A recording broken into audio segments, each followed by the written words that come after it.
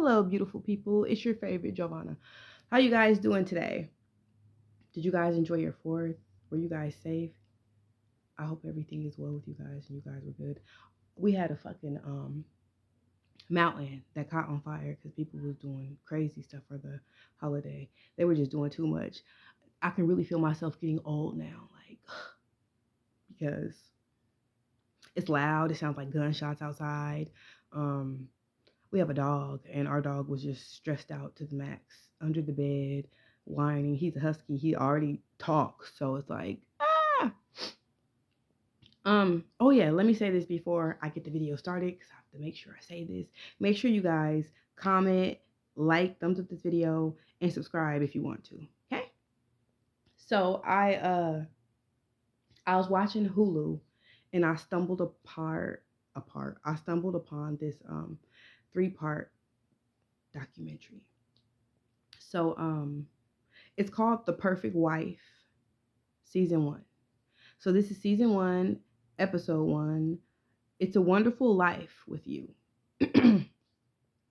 So they're from Redding, California. And it's so funny, I always find these cases and they happen to be in California. Like, what the hell?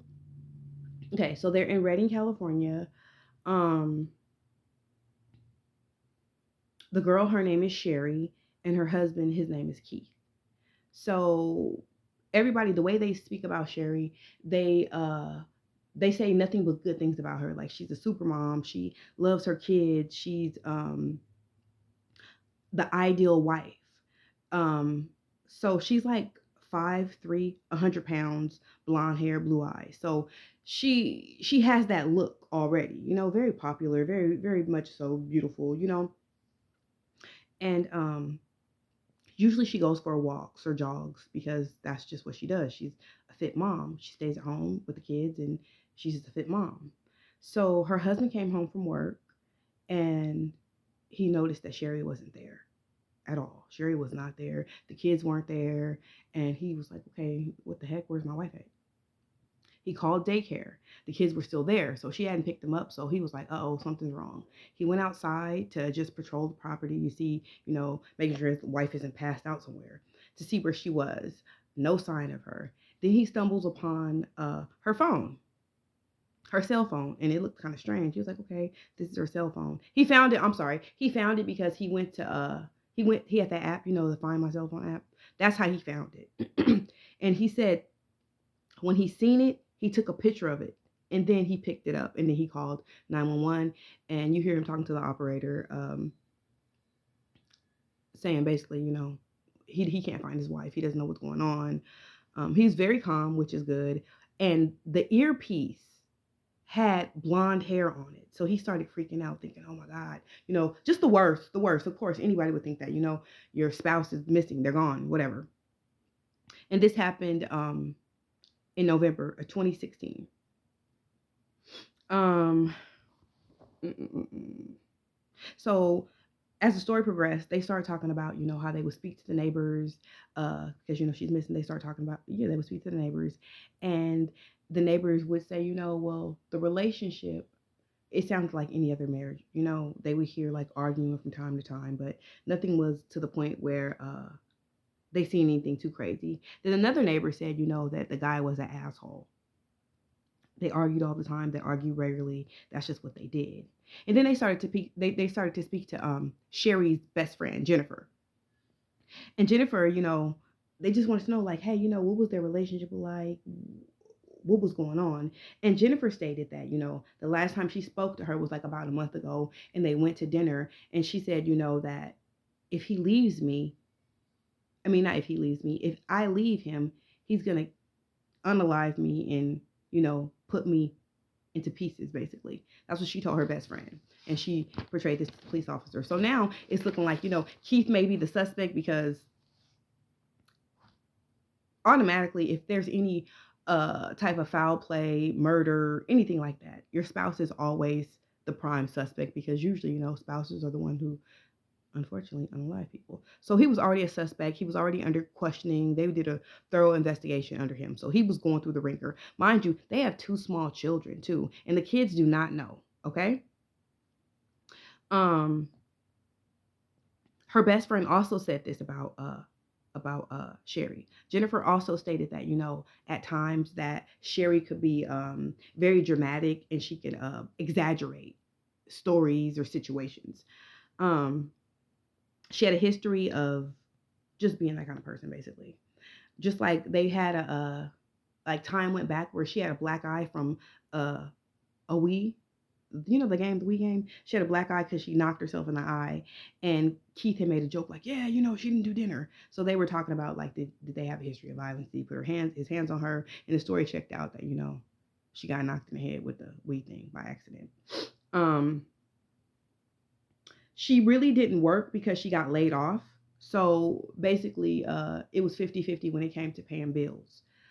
She was at home, but she had to pay bills. At first, her husband didn't want her to pay bills. He just wanted her to be a wife, just be there, do it, and just be a wife, just simple shit, be a wife. But she wanted to get a boob job. So since she wanted to get a boob job, you got to work, you got to pay something. That's how he felt. Just you got to do that. Um,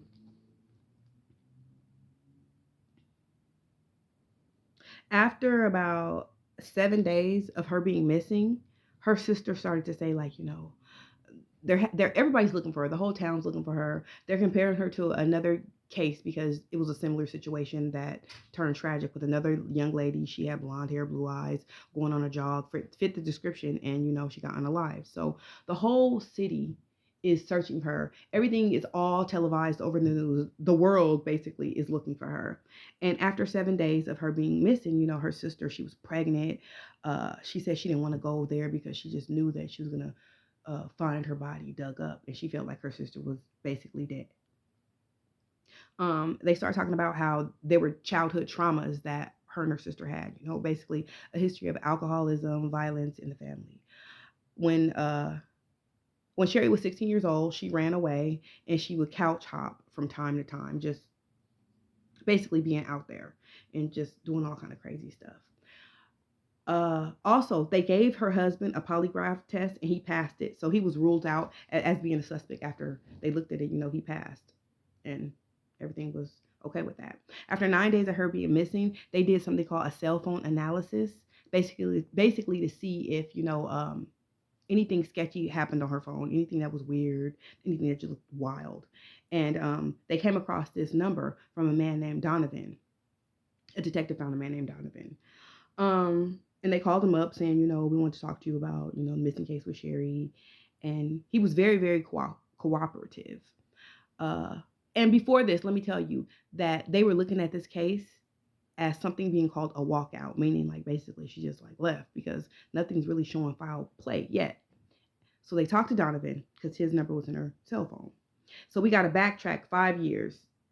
So 5 years ago, Donovan, he was like into the restaurant business, and he was at a restaurant conference, and him and Sherry had ran into each other, and they went out for drinks. It was good energy, good vibes. He was like, she's a beautiful lady. Who wouldn't be attracted to her? He was attracted to her. She was attracted to him. So they went bar hopping. They drank, and he was only in town for like that night, and then he left, and that was it. But he said that he knew she was married, and the way she portrayed her relationship with her husband was an asshole, possessive, just saying all kind of all kind of nasty things about him. Basically, her husband's this, her husband's that. Yet she's still there. Yet she's still there with him. Um. So the day before she went missing, she and Donovan were in contact, and they were texting, and he wanted her to come out there to San Francisco and meet up, and I don't know, just talking, just talking. So the detective is telling Keith this all on camera, like you know uh, text messages of this guy making you like a violent person, and Keith is just taking this in like, okay, okay, okay, just listening, just listening. So now Keith basically, since he knows everything, he doesn't have to really, try to defend himself or anything because the police know everything's going on now. So it's what it's looking like. And then this is 17 days of her being missing now, They're like, oh, the family's hurting. Poor little Keith, he just crying.